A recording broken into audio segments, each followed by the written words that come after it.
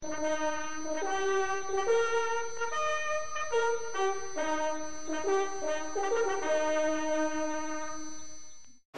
amigos, 14 de março de 2013, Legítima Defesa em Foco.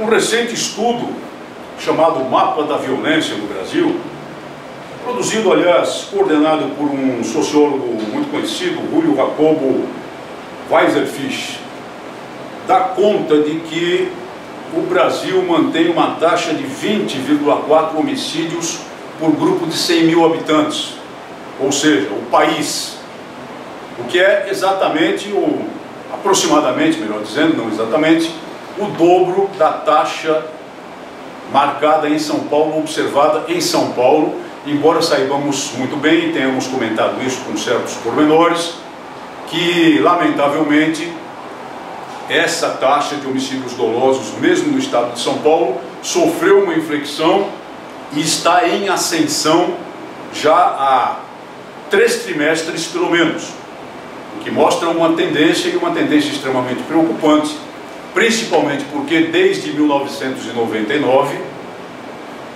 havia uma queda consistente, uma queda importante dos índices de homicídios dolosos em São Paulo, que trouxe o estado mais ou menos desse mesmo patamar, que era de 22 homicídios dolosos por grupo de 100 mil habitantes, para um patamar de 10 ou um pouquinho menos do que 10, que é considerado, digamos assim, tolerável pelos estudos epidemiológicos da Organização das Nações Unidas. Epidemiológicos porque a ONU trata a questão dos homicídios dolosos como uma espécie de epidemia social.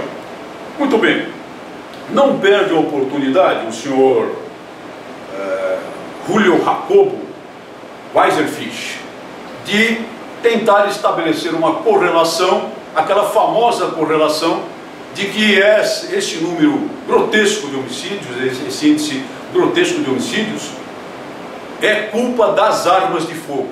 Observem bem, não é das pessoas que praticam esses fatos empregando arma de fogo. Nas palavras dele, repetidas à exaustão pelos tais de Viva Rios, de Soldapazes e Quejandos, as armas de fogo é que matam. Uma falácia total, uma grande bobagem, como nós sabemos. Pessoas matam pessoas.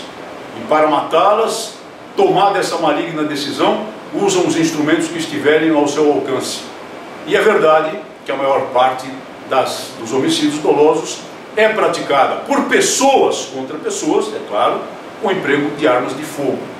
Isso não modifica em absoluto o conceito, a necessidade, a validade e a projeção, o nível do direito de legítima defesa do brasileiro e de qualquer pessoa de bem em qualquer parte do mundo. E é claro que tenta também o estudo, por um gráfico apresentado pela imprensa, que nós projetaremos melhor, uma imagem mais adequada, mostrar que existe uma certa diminuição na curva dos homicídios. Vejam que a curva de cima em vermelho é a curva das pessoas jovens, entre 15 e 29 anos, vítimas jovens, e a curva em azul de baixo é da população total. Tentam mostrar um certo declínio a partir de 2003, que é quando foi aprovado o Estatuto do Desarmamento. Embora não possam ocultar logo mais na ponta do gráfico que esse declínio supostamente atribuído, como sempre tentam atribuir, aos efeitos do Estatuto do Desarmamento e das campanhas de desarmamento, deixou de acontecer e sofre uma inflexão para cima. O que é que não aparece nesse mapa? Primeiro, dados não confiáveis. Na campanha do referendo de 2005, nós demonstramos com toda clareza a saciedade, com números e provas, que milhares e milhares de homicídios no ano de 2004 tinham sido escamoteados das estatísticas do Ministério da Justiça e do Ministério da Saúde. Ou melhor, comparando os dados do Ministério da Saúde com o Ministério da Justiça, especialmente no Rio de Janeiro. E demonstramos, e a própria imprensa noticiou isso, que há 2 anos aproximadamente, nada menos do que 1.500 homicídios, em torno disso, não me lembro hoje o número exato, homicídios dolosos no mesmo estado do Rio de Janeiro não tinham sido registrados. Talvez para apresentar o sucesso de uma política de segurança pública que, na verdade, tem grandes fiascos e tem muito jogo de cena com pouco efeito para a população. Nós temos, portanto, um estudo para avaliar distorcido, como é usual, e atribuindo a culpa às armas de fogo e não às pessoas que matam. Termina esse estudo, ou pelo menos a matéria jornalística termina, mencionando uma pérola do mesmo sociólogo. A pérola é a seguinte: 70% dos homicídios são cometidos com armas de fogo. Esse número está correto aproximadamente, embora o nosso número seja de 60% a 65% ano a ano. E os desentendimentos de duas partes, em que uma delas, ao tentar eliminar o conflito, mata o oponente, é que explicam a mecânica desse fenômeno. Tá bom, então nós vamos lá convencer o criminoso que mata o criminoso que mata o devedor da boca, os criminosos de mesmos grupos até que se matam entre si por disputas dentro do próprio tráfico de prestígio, de influência dentro do próprio tráfico ou do crime organizado de maneira geral, os criminosos que se dispõem a matar policiais nos levantes do crime organizado. Vamos convencê-los, vamos conversar com eles para ver se eles se dispõem a aceitar uma mediação de conflitos e não resolver esses problemas à bala, como é próprio do criminoso. Isso é realmente uma brincadeira e realmente uma piada. Os conflitos interpessoais entre pessoas comuns que resultam em morte são raros. E isso o estudo, e caso a caso, mostra com toda certeza e toda clareza. E o emprego de armas de fogo em mãos de pessoas de bem, e armas de fogo legais para a prática de qualquer crime, mas muito especialmente de homicídios dolosos, é residual do ponto de vista estatístico. Isso não aparece nesses supostos estudos estatísticos.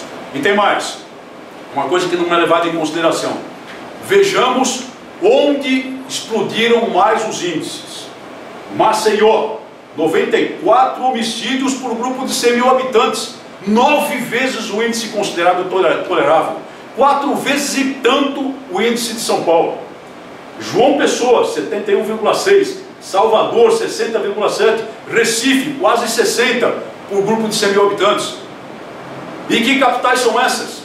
São exatamente aquelas capitais que nas lacrimosas campanhas do desarmamento realizadas desde 2004 aqui no Brasil, mais se desarmaram, mais entregaram as armas, e são exatamente as capitais onde há menos armas de fogo legais, menos armas de fogo registradas.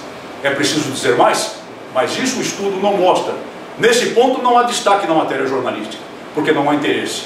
O interesse é introduzir, injetar, enfiar goela abaixo da população a ideia de que aquele que tem uma arma para legítima defesa, para a defesa da família do lar, é culpado pela violência. E isso é torpe e é vil. Nós temos que combater sempre. Muito obrigado por sua atenção e até o nosso próximo programa.